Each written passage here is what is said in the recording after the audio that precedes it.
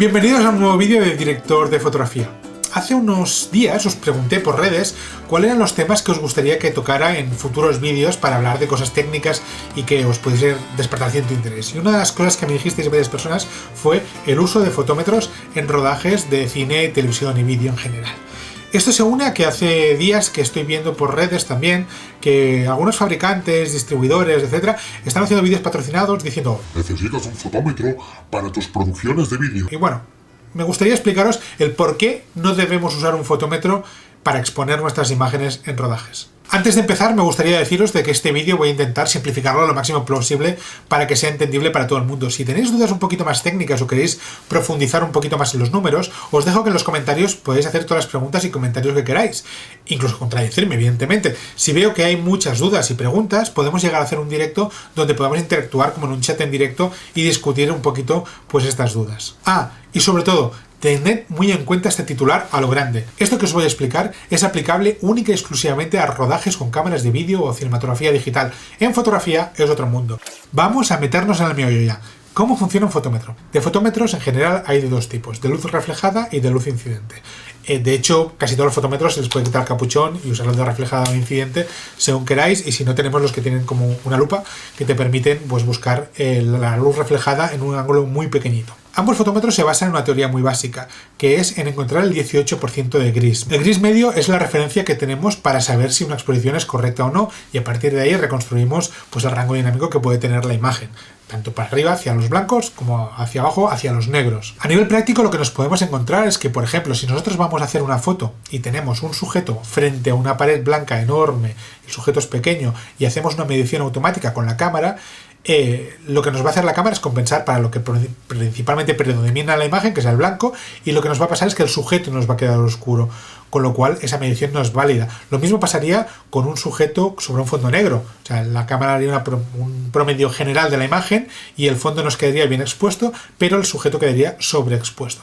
Con lo cual, habitualmente no deberíamos usar los sistemas automáticos de medición de las cámaras. Ahí es donde entran en juego, por ejemplo, los fotómetros de mano o los fotómetros de luz reflejada a distancia. Entonces, con eso podemos medir exactamente el punto donde queremos exponer y expondremos para eso. Eso, en teoría, hasta la llegada del vídeo, era correcto. Quiere decir que los fotómetros están calibrados para la película fotoquímica y te dan una exposición correcta si lo que vas a exponer es fotoquímico. Porque el fotómetro lo que está es calibrado para esa curva de gamma o para ese gris medio. Ahora bien, ¿cuál es el problema de hacer eso en vídeo? El proceso normal, que sería, para tomar una medición general de una escena, me pongo el fotómetro, lo pongo a 25 fotogramas por segundo, le pongo la ISO de la cámara, que en este caso está a 800, tomo una medición y me da un diafragma, en este caso F4. Si ahora yo pusiese en una cámara estos settings, que serían 800 ISO, 25p, F4, probablemente la imagen nos quedaría no del todo correcta. ¿Por qué? Pues porque entra en juego una nueva variable a todo esto, que son las curvas de gamma. Nosotros, cuando rodamos en vídeo, sobre todo en sistemas un poquito más actuales, tendemos a rodar con curvas logarítmicas, ¿vale? Las curvas logarítmicas lo que hacen es aprovechar toda la señal del sensor para meterla en una señal de vídeo y que luego en postproducción tengamos margen de corrección. A la práctica, una señal logarítmica lo que hace es coger la señal del sensor, aunque sea en RAW, y dotarla de muy poco contraste. ¿Qué hace esto? En realidad genera una curva que lo que hace es levantar los negros, hacer que los negros sean más grisáceos, llegar rápido al gris medio y de golpe comprimir mucho las luces altas. Tenemos curvas de diferentes fabricantes. Tenemos la de Canon, tenemos la de Arri, tenemos la de Sony, tenemos Panasonic. Hay un montón de curvas logarítmicas ligeramente diferentes entre ellas. Y luego tenemos todo un mundo de curvas lineales. Las 709, las hipergamma. Hay un montón de curvas diferentes. Pues cuando nosotros usamos una cámara diferente cada vez o usamos diferentes tipos de curva, lo que nos está pasando es que estamos cambiando el punto de gris. Nos vamos a fijar un momento en las hipergamma de Sony, que son unas curvas que se han usado durante mucho tiempo y que esa nomenclatura tan larga que tienen hacen referencia a cuánta señal utilizan, y fijaos que en la parte final pone G33, G42 o G lo que sea. Ese G hace referencia al gris medio. En este caso, por ejemplo, es la hipergamma 8, que cubre un 800% de la señal y que el gris medio de esta curva está en el 33. Si nos fijamos en otras curvas de Sony, como pueden ser las S-Log 2 o las S-Log 3, que son curvas usadas en cámaras como la A7S, la Venice o la FS7 o la FX9, nos encontramos de que, por ejemplo, en un S-Log 3 el 18% de gris cae en el 41%, ¿vale? Y en S-Log 2 en el 32%. La diferencia es muy importante. Con lo cual, si nosotros tomamos esta medición y cambiamos de curva, nos podemos estar equivocando perfectamente, quedando la imagen subexpuesta o sobreexpuesta, con lo cual nos genera un problema. Ahora me diréis, bueno, pero ¿qué pasa si yo sé que el gris en realidad está al 42% y encuentro una manera matemática de cambiar la ISO del fotómetro, que esto lo he visto en algunos vídeos, y engañar al fotómetro para que tome la ISO de una manera diferente y cuadre con el IRE pues en lugar del 50%, del 42% o del 32%, lo que sea? Tampoco sirve. Por una razón muy simple. La forma de las curvas de gama también cambia.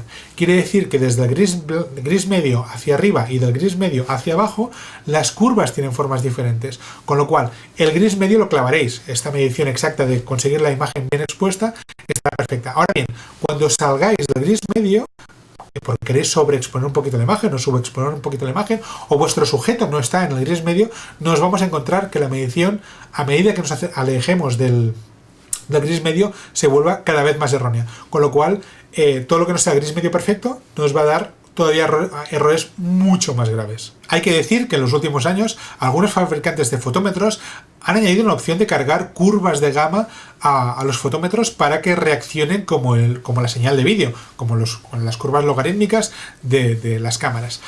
Cuando nosotros hacemos una tabla para que el fotómetro se comporte como una cámara de vídeo, se hace en base a apreciaciones personales, de dónde está el gris medio, de dónde está un stop por debajo, 2 stops por debajo, 3 stops por debajo. Es un proceso muy tedioso, muy lento, que es muy complejo y además es totalmente subjetivo, con lo cual complica mucho el proceso. Sí que es cierto que lo podéis probar y ver si os da buenos resultados. Si os da buenos resultados y os gustan, adelante. Ahora bien, el problema de esto es que lo tenéis que hacer por cada curva de gama que vais a usar, probablemente vais a tener que hacerlo también por cada sensibilidad que vais a usar y luego si vais a usar LUTs tampoco os va a acabar de servir, porque deberíais hacerlo también por cada LUT que utilicéis, con lo cual el proceso se vuelve increíblemente complicado, aunque en algún fotómetro en concreto es posible, para un resultado que tampoco es del todo perfecto. Ahora bien, me diréis, ¿qué puedo hacer si no puedo usar un fotómetro? Bueno, nos encontramos que la mayoría de cámaras digitales tienen herramientas de medición internas. Una herramienta de medición interna, y vamos a hablar de 3 hoy, el histograma, el monitor de forma de onda y el false color, son 3 herramientas que se basan en el sistema de procesado. Quiere decir que la cámara capta una imagen y a partir de ahí analizamos la luminosidad de la imagen ya captada. Voy a empezar explicando por el monitor de forma de onda, que es esto que ha aparecido aquí abajo. El monitor de forma de onda nos da una medición de la imagen. La imagen que estáis viendo ahora es exactamente la mía, pero aplicada en un monitor de forma de onda. Si muevo la mano, fijaos que esto se mueve. El monitor de forma de onda nos da una lectura en horizontal de la imagen y en vertical de la intensidad lumínica. Por ejemplo, si veis cómo me muevo yo, ¿vale?, podéis ver perfectamente dónde estoy y que mi nivel de intensidad lumínica está más o menos en zona razonable. Si os fijáis en el fondo, toda esta parte de aquí está quemada. Esta zona de aquí que está como recortada, es la zona esta quemada de aquí. Con lo cual, un monitor de forma de onda nos sirve para ver claramente dónde está nuestra señal. Voy a buscar un ejemplo un poquito más claro. Y es que a ver cuántos de vosotros os habíais dado cuenta ya que esto es un croma. Sí, llevo todo el rato en un croma. Fijaos que el monitor de forma de onda, una de las cosas que nos sirve de mucha utilidad es para tomar referencias en chroma keys. Que el croma en realidad es toda esta curva que hay aquí, que es como recta prácticamente, aunque hace un poco de barriga. De hecho, si me aparto totalmente de la imagen, podéis ver perfectamente la forma del croma. Otra prueba que puedo hacer es mover el foco que estoy iluminando este croma.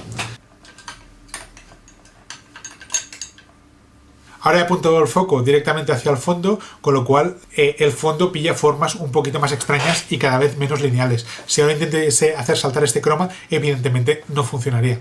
Recuperada un poco la forma de la línea horizontal, con esto tendríamos un croma un poco decente. ¿Cómo haríamos esto con un fotómetro, por ejemplo? Para hacer una medición con un fotómetro lo podríamos hacer con un spot meter e ir mirando como si fuese una lupa por todo el croma, o coger un fotómetro de mano e iríamos comprobando por todo el croma, poco a poco, pues que esta zona está un poquito más oscura, esta zona está un poquito más clara, esta zona está un poquito más clara, aquí está un poquito más oscura, Con lo cual un proceso que es tan rápido como ver la línea recta, con esto tardaríamos bastante más y encima no sería tan fiable. Hay una segunda herramienta en la mayoría de cámaras que se llama False Color. El False Color lo que es una representación visual en colores de la exposición. Aquí abajo estáis viendo ahora en directo una imagen mía en False Color.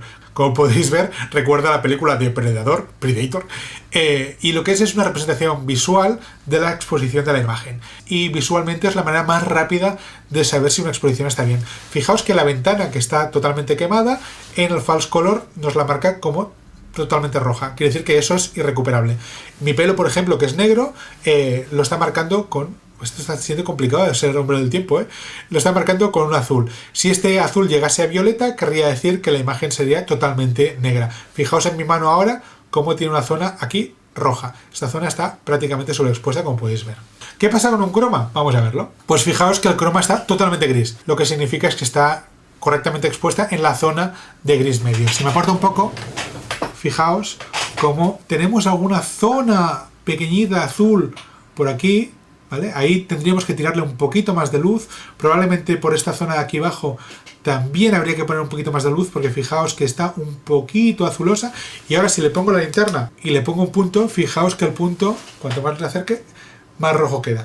Finalmente hay una herramienta más, que es el histograma. El histograma es una herencia de la fotografía y que yo uso poco, puesto que su teoría básica, que es que vemos acumulados un montón de píxeles y te dicen hacia cómo están distribuidos por la imagen los mismos, hacen que sea un sistema que para hacer un promedio está bien, pero para hacer una exposición correcta es un poquito más difícil, con lo cual para mí no es una herramienta del todo válida para exponer en vídeo. Una buena luz bien escogida, con una base en logarítmico y un monitor bien calibrado, permite incluso llegar a trabajar a ojo. Es decir, que si está bien en ese monitor bien calibrado, con una luz correcta de 709, si os funciona bien visualmente esa imagen, luego en postproducción tendréis mucho más margen. Y aunque parezca mentira, eso es incluso más fiable que un fotómetro. Ahora algunos me diréis, Paul, es que me he gastado 1.000 euros en un fotómetro, que hago en él. No lo tiréis, que siempre tienen algunas utilidades paralelas que no son las de exponer, que sería el principal uso que le daríamos a un fotómetro. La primera sería la de continuidad. Imaginaos de que nosotros rodamos una escena aquí, nos vamos y una semana más tarde volvemos aquí, volvemos a traer focos y volvemos a iluminar la escena. Bueno, se puede, para controlar si la luz está en la misma posición y con la misma intensidad, usar un fotómetro para tomar notas y ver dónde habíamos colocado los focos sin necesidad de tener la cámara. Eso nos lleva a la segunda utilidad. Podemos usar los fotómetros para preiluminar. Podemos poner 800 ISO en el fotómetro, que es una ISO bastante convencional, bastante cercana a lo que ve el ojo humano en condiciones normales, y iluminar un poquito guiándonos por el fotómetro y luego ya afinar la exposición y poner evidentemente el diafragma con herramientas electrónicas de medición.